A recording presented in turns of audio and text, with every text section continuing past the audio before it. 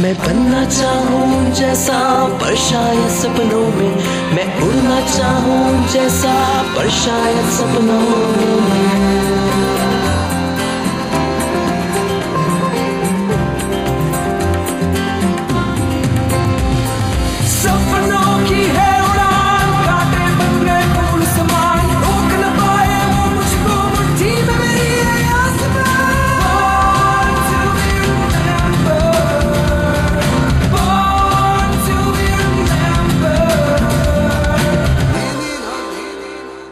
शुरू करते हैं आज का एपिसोड। तो सबसे पहले लोगों को ले चलते हैं और जानते हैं कि आज के दिन ऐसा क्या खास हुआ था जो इतिहास बन गया। तो तैयार हो जाइए क्योंकि अब हम आपको ले जाने वाले हैं नॉर्थ पोल की कड़कड़ाती ठंड में, और वहाँ की सैर हम आपको करवाएंगे, वो भी हवाई जहाज में। अरे क्या बोल रहे हो, हमारे प्रोग्राम का बजट इतना नहीं है यार। अरे बाबा, मैं बात कर रहा हूँ आज के दिन हुए हिस्टोरिकल इवेंट के बारे में। तुम तो बेकार में सेंटी हो जाती हो यार। ठीक है संदीप, अब इतना फुटेज मत खाओ और बताओ कि तुम कौन से इंसिडेंट की बात कर रहे थे। यस, आज ही के दिन यानी 12 मई 1926 को नॉर्ज नाम का इटालियन सेमी रिजिड एयरशिप पहली बार नॉर्थ पोल के ऊपर से उड़ा था। ओके। हाँ, तो नॉर्ज पहला ऐसा एयरक्राफ्ट था जो कि नॉर्थ पोल में आसमान के रास्ते गया था। इस एयरशिप के डिजाइनर और पायलट थे अम्बर्टो नोबल और लिंकन एल्सवर्थ, और नॉर्थ पोल के एडवेंचर फ्लाई को स्पॉन्सर्ड किया था एरो क्लब ऑफ नॉर्वे ने। क्या बात है संदीप, सच में कितना एक्साइटिंग रहा होगा ना वो ट्रिप। हाँ, और बहुत चैलेंजिंग भी। बिल्कुल उस पर्सनालिटी की तरह जिसका आज बॉर्न टू बी रिमेम्बर्ड में सबसे पहले हम जन्मदिन मनाने वाले हैं, उनकी जिंदगी भी कुछ ऐसी ही थी संदीप। जी हाँ फ्रेंड्स, हम बात कर रहे हैं फ्लोरेंस नाइटिंगेल की, जिनका आज जन्मदिन है।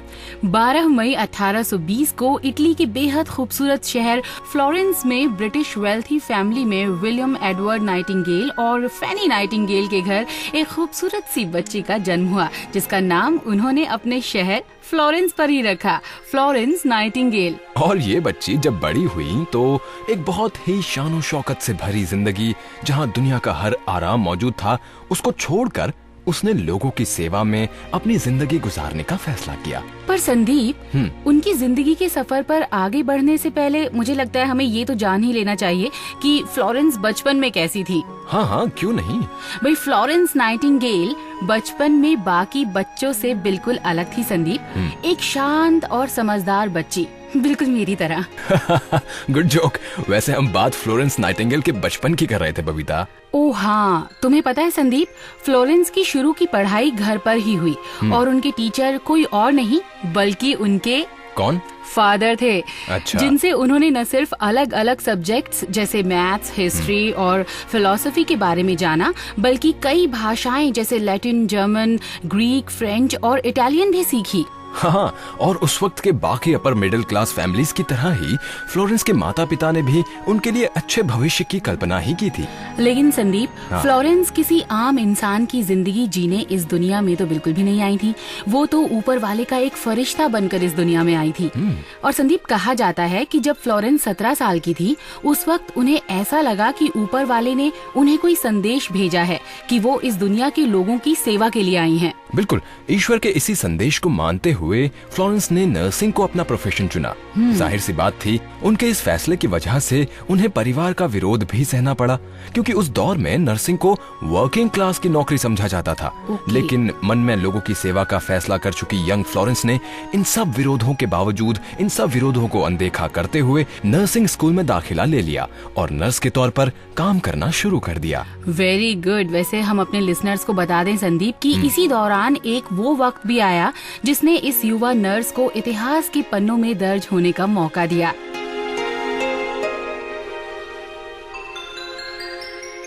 और ये वो समय था जब फ्रेंच और ब्रिटिश एम्पायर के बीच क्रिमियन वॉर शुरू हो गई। और संदीप, उस वक्त ब्रिटिश सेना को जरूरत थी कुछ ऐसे लोगों की जो घायल सैनिकों की देखभाल कर सके।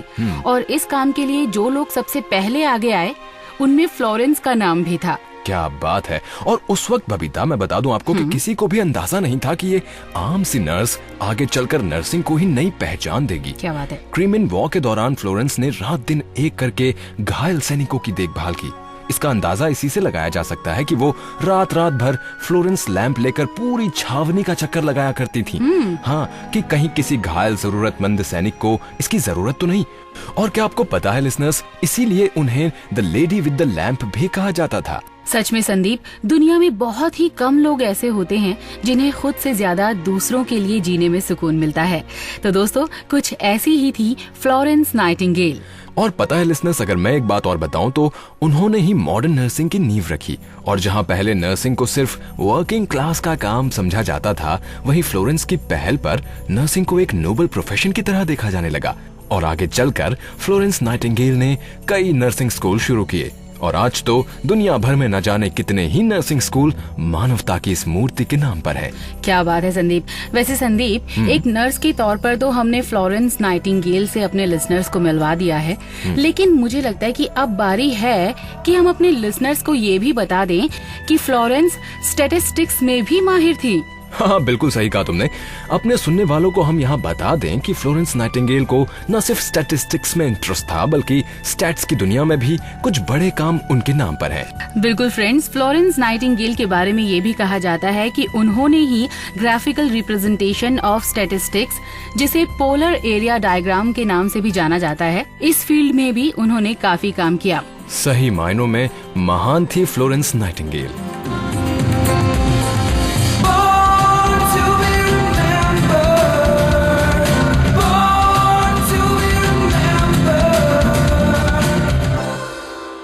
संदीप, तुम्हें मैं बहुत देर से देख रही हूँ। तुम कभी इधर कभी उधर क्यों देख रहे हो भाई? अब भाई, बॉर्न टू बी रिमेम्बर्ड में हम बहुत सारी पर्सनैलिटीज की बात करते हैं बबीता, तो इधर उधर तो जाना ही पड़ेगा ना, इधर उधर तो देखना ही पड़ेगा पर्सनैलिटीज की खोज के लिए। चलिए ठीक है, अच्छा है। अब किन को लेकर आए हो आप हमारे लिसनर्स को बताने के लिए? तो भाई, अभी इससे पहले हम बात कर रहे थे फ्लोरेंस नाइटिंगेल की, जिनको हम सलाम करते हैं और अपने शो को आगे बढ़ाते हुए बात करते हैं सिनेमा की दुनिया से जुड़ी उस पर्सनैलिटी की जिन्होंने करियर की शुरुआत Bombay electric supply and tramways company limited यानी बेस्ट से शुरू की, लेकिन आगे चलकर वो हिंदी फिल्म इंडस्ट्री के बड़े नामों में शुमार हो गए। अच्छा संदीप, कहीं तुम उस मशहूर फिल्म डायरेक्टर प्रोड्यूसर विजय भट्ट की बात तो नहीं कर रहे हो? एग्जैक्टली बबीता, मैं उन्हीं की बात कर रहा हूँ। क्या बात है, मतलब आज तो तुम्हारा गेस जो है बिल्कुल सही है। चलो भाई, बहुत अच्छी बात है। और मैं ये बता रहा था लिसनर्स आपको कि आज ही के दिन 12 मई 1907 को विजय भट्ट गुजरात में पैदा हुए थे। वैसे लिसनर्स, मुझे इनकी बहुत सारी फिल्में बहुत पसंद हैं, इसलिए मुझे इनके बारे में थोड़ा बहुत नॉलेज तो है। चलो, बहुत अच्छी बात है, कुछ बता भी दो आप उनके बारे में। हाँ, बिल्कुल बताऊंगी। पता है संदीप, 20 साल की उम्र में वो पहली बार मुंबई पढ़ाई करने के लिए आए और फिर यहीं के होकर रह गए, जहाँ एक तरफ उन्होंने सेंट जेवियर कॉलेज से अपनी पढ़ाई की, वहीं दूसरी तरफ उन्होंने गुजराती थिएटर के लिए नाटक भी लिखना शुरू कर दिया। और फिर धीरे धीरे उनकी पहचान बतौर लेखक थिएटर की दुनिया में बनने लगी थी। क्या बात है। लेकिन तुम्हें पता है बबीता कि जब विजय भट्ट मुंबई आए तो उस वक्त उनके बड़े भाई शंकर भाई भट्ट ऑलरेडी एक फिल्म कंपनी में काम कर रहे थे। हाँ, खैर उनके बारे में भी बातें होंगी, लेकिन आगे अभी विजय भट्ट के करियर की शुरुआत पर हम थोड़ी सी नजर डालते हैं। थिएटर के लिए स्क्रीन प्ले लिखने के दौरान ही विजय भट्ट की मुलाकात आर्देशीर ईरानी से हुई। वही आर्देशीर ईरानी जिन्होंने इंडियन सिनेमा की पहली टॉकी फिल्म आलम आरा बनाई थी। आर्देशीर ईरानी से विजय भट्ट की ये मुलाकात उनकी जिंदगी का टर्निंग पॉइंट साबित हुई और उनको थिएटर के साथ साथ फिल्मों में लिखने का भी मौका मिलने लगा। और उनकी लिखी पहली फिल्म थी 1929 में आई फिल्म विधि का विधान, जो कि साइलेंट फिल्म थी। क्या बात है संदीप। पानी में आग और गुलाम जैसी साइलेंट फिल्में लिखने के बाद उन्होंने फिल्में प्रोड्यूस करने की सोची और अपने बड़े भाई शंकर भाई के साथ प्रकाश फिल्म्स की शुरुआत की। प्रकाश फिल्म्स की पहली फिल्म बनी दिल्ली का छैला। ये फिल्म भी एक साइलेंट फिल्म थी, लेकिन इस फिल्म के बाद उन्हें फिल्म प्रोड्यूसर के तौर पर ज्यादा कामयाबी नहीं मिली। कहा जाता है ना कि अगर आपके पास हुनर और लगन हो तो कामयाबी आपसे ज्यादा दूर नहीं रहती। ऐसा ही कुछ हुआ विजय भट्ट के साथ। 1942 में आई फिल्म राम राज्य के साथ ही एक स्क्रिप्ट राइटर के साथ विजय भट्ट को एक प्रोड्यूसर के तौर पर पहचान मिली। तो क्यों ना बबीता इसी बात पर इसी फिल्म का मन्ना डे का गाया ये गाना सुनवाया जाए अपने लिसनर्स को। बिल्कुल सुनवाया जाए। तो चलिए लिसनर्स, आप इस गाने का आनंद लीजिए। हम लौट कर आएंगे बॉर्न टू बी रिमेम्बर्ड में इस गाने के बाद। अजब विधि का लेख किसी से पढ़ा नहीं जाए, किसी से पढ़ा नहीं जाए। राजमहल की रानी फिर से बनोवास पाई, फिर से बनोवास पाई।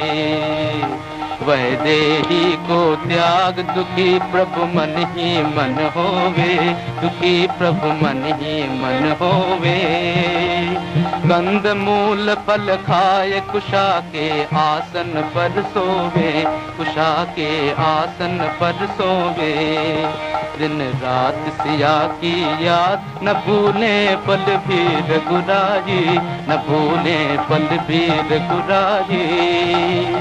नैनों की उड़ गई नींद, उदासी मुख पर है छाई, उदासी मुख पर है छाई। सच में दोस्तों, विधि का लेख किसी ने नहीं देखा होता और किसी ने नहीं सोचा होगा कि गुजरात के छोटे से शहर का ये कलाकार आगे चलकर फिल्म इंडस्ट्री का इतना बड़ा नाम बनेगा। बिल्कुल, राम राज्य की कामयाबी के बाद प्रकाश फिल्म्स को पीछे मुड़कर देखने की जरूरत नहीं पड़ी और आगे ही आगे ये लोग चलते गए और कई हिट्स और सुपर हिट्स फिल्में देते गए। वैसे एक बात तो बहुत कम लोगों को शायद पता हो कि मीना कुमारी जैसी स्टार को पहली बार इन अ लीड रोल विजय भट्ट ने लॉन्च किया था अपनी फिल्म बैजू बावरा में। और इस फिल्म के लिए मीना कुमारी को उस साल बेस्ट एक्ट्रेस का फिल्म फेयर अवार्ड भी मिला था। तो मीना कुमारी पर फिल्माया गया विजय भट्ट की इस म्यूजिकल फिल्म से एक गाना तो होना ही चाहिए ना संदीप? बिल्कुल होना चाहिए। तो चलिए सुनते हैं उनकी फिल्म का ये प्यारा सा गाना। दूर कोई गाए तुम्हें ये सुनाए, तेरे बिन चलिया रे बजे न मुरलिया रे। दूर कोई गाए तुम्हें ये सुनाए, तेरे बिन चलिया रे बजे न मुरलिया रे। तो इस प्यारे से गाने के बाद विजय भट्ट की ही बात को जारी रखते हैं। और अगर विजय भट्ट की दूसरी फिल्मों की बात की जाए जो बड़ी फिल्में उन्होंने दी थी, तो उनके कुछ नाम हैं: गूंज उठी शहनाई, नरसी मेहता, हरियाली और रास्ता और हिमालय की गोद में। हाँ, और प्रकाश फिल्म्स के बैनर तले बनी फिल्म हिमालय की गोद में को 1966 में बेस्ट फिल्म के फिल्म फेयर अवार्ड से भी नवाजा गया। तो हमारी तरफ से कई यादगार फिल्मों का तोहफा देने वाले विजय भट्ट को उनके जन्मदिन पर हमारी तरफ से श्रद्धांजलि। और उन्हीं की फिल्म हिमालय की गोद में से मुकेश जी की आवाज में ये सुपरहिट गाना। चांद सी महबूबा हो मेरी, कब ऐसा मैंने सोचा था।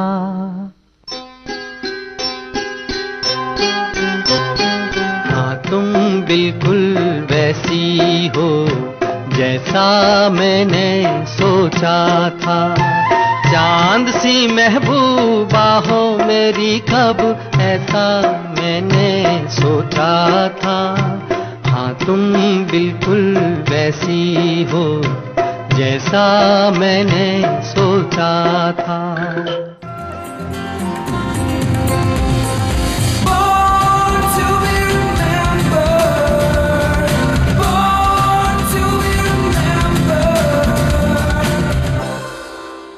क्या बात है, क्या गाना चलाया तुमने, वाह। और विजय भट्ट की अभी हमने बात की, जिन्होंने कई म्यूजिकल हिट फिल्म्स हमारे देश को दी। और अब उनके बाद बात कर लेते हैं म्यूजिक की दुनिया के उस नाम की जिसने एक नहीं, दो नहीं, तीन नहीं, बल्कि 3 से ज्यादा डेकेड्स तक म्यूजिक लवर्स के दिलों पर राज किया। हम बात कर रहे हैं आज ही के दिन 1928 को जन्मे बर्ट बकारेक की। दोस्तों, इस पियानिस्ट, कंपोजर और म्यूजिक प्रोड्यूसर का जन्म मिसूरी, अमेरिका में हुआ, एक फेमस न्यूज़पेपर कॉलमिनिस्ट के घर पर।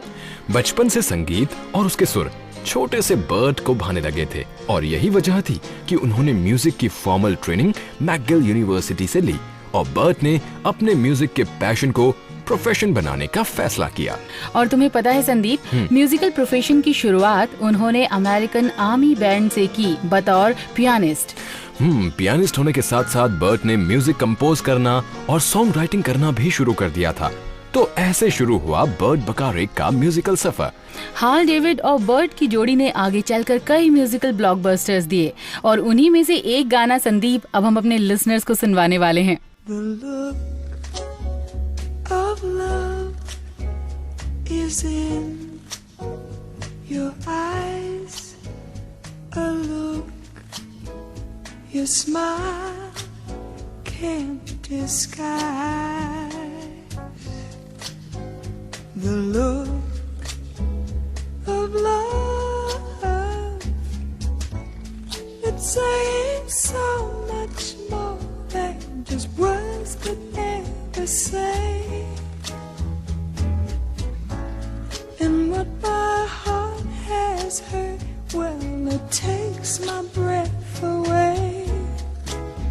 I can hardly wait to hold you, feel my arms around you. How long I have waited just to love you. Now that I've found you, you've got the look of love.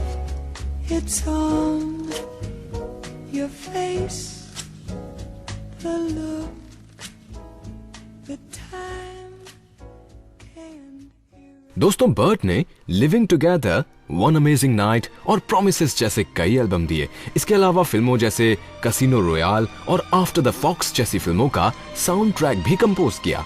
और listeners, Burt ने न सिर्फ फिल्मों के sound track बनाए, बल्कि कुछ फिल्मों और टीवी शो में वो एक्टिंग करते भी नजर आए। क्या बात हाँ है। जी, जिसमें Austin powers, international man of mystery, the Naini और एनालाइज दिस का नाम भी शामिल है। आज भी बर्ट बकारेक अपने म्यूजिक के पैशन को जिंदा रखे हुए हैं। इसी का नमूना है उनका ये कंसर्ट, जहां उन्होंने अपने फिल्मों की मेलोडी पेश की। तो इस जबरदस्त बर्ट बकारेक को हैप्पी बर्थडे, और आपके लिए बर्ट की ये प्यारी सी मेलोडी।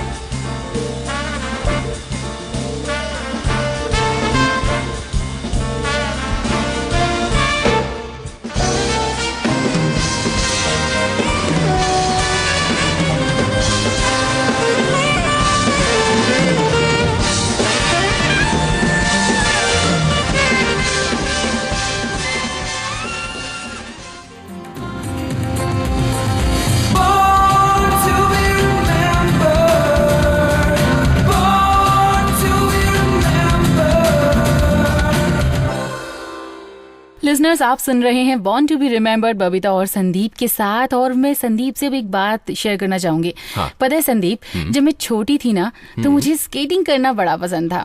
अगर उस पर आज मैंने ध्यान दिया होता ना, तो शायद मैं बहुत फेमस होती। वैसे बबीता, हाँ? ये अचानक तुम फ्लैशबैक में क्यों चले गई? स्केटिंग की बात क्यों करने लगी तुम? अरे, आज जिस पर्सनालिटी की हम बात करने वाले हैं ना, उन्होंने स्केट बोर्ड पर कुछ ऐसे करतब दिखाए कि स्केट बोर्ड ही उनकी पहचान बन गया।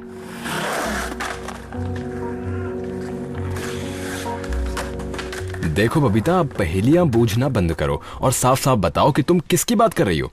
ठीक है संदीप भट्ट जी, मैं बात कर रही हूँ टोनी हॉक की, जिनका आज बर्थडे है। पता है, 1968 को कैलिफोर्निया में एंथनी फ्रैंक हॉक यानी टोनी हॉक का जन्म हुआ। और पता है लिसनर्स, बचपन में टोनी इतने हाइपर एक्टिव थे कि इनके पेरेंट्स इन्हें साइकाइट्रिस्ट के पास इलाज के लिए ले गए थे। और जब साइकाइट्रिस्ट ने इस छोटे से हाइपर एक्टिव बच्चे का IQ टेस्ट किया, तो पता है कितना था? मुझे तो नहीं पता। ज्ञानी बबीता जी, आप ही बता दें प्लीज। अवश्य बालक, उस वक्त टोनी का IQ लेवल था 144। अच्छा? जो कि बाकी 10 या 12 साल के बच्चों के कंपैरिजन में काफी ज्यादा था। रियली? अब टोनी हॉक की कहानी मैं तुम्हें सुनाता हूँ। ओके। तुम्हें पता है, टोनी हॉक ने अपने नाम से वीडियो गेम की पूरी सीरीज की है। ओह, मुझे नहीं पता था। और एक बात और कि भाई, टोनी हॉक पहले ऐसे शख्स थे जिन्हें अपने नाम से वीडियो गेम बनाने का लाइसेंस मिला था। वैसे तो टोनी ने 1999 में प्रोफेशनल स्केटिंग कंपटीशन से रिटायरमेंट ले लिया था, लेकिन उनका स्केटिंग से प्यार आज भी जारी है और वो जगह जगह बहुत सारे शोज करते हैं। स्केटिंग के साथ साथ एक और चीज है जिसमें टोनी ने अपनी पहचान बनाई है, और वो है एक्टिंग। वाओ! और वो कई फिल्म्स और टीवी शोज में भी नजर आए हैं, जैसे कि bones brigade, an autobiography, waiting for lightning, police academy 4 वगैरह वगैरह। तो फिर संदीप, क्यों ना टोनी हॉक को उनका हैप्पी बर्थडे विश किया जाए? बिल्कुल, तो टोनी को हमारी तरफ से happy birthday. Tony Hawk is a #1 recognizable sports figure over Shaq, over Iverson, over MJ even. I just focus on something and I have to do it. I'll either get hurt, taken to the hospital trying it, or I'm going to make it. And that was the same for doing 900 at the X Games. It was my time to finally do it or to be carted off and try it another day. Last try right here, Tony Hawk 900. At some point, you just tune everything out and you say, this is it. You got to do it.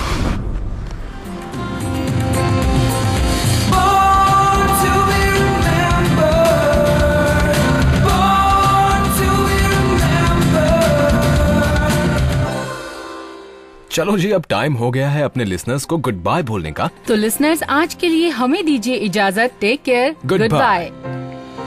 मैं बनना चाहूँ जैसा पर शायद सपनों में, मैं उड़ना चाहूँ जैसा पर शायद सपनों में।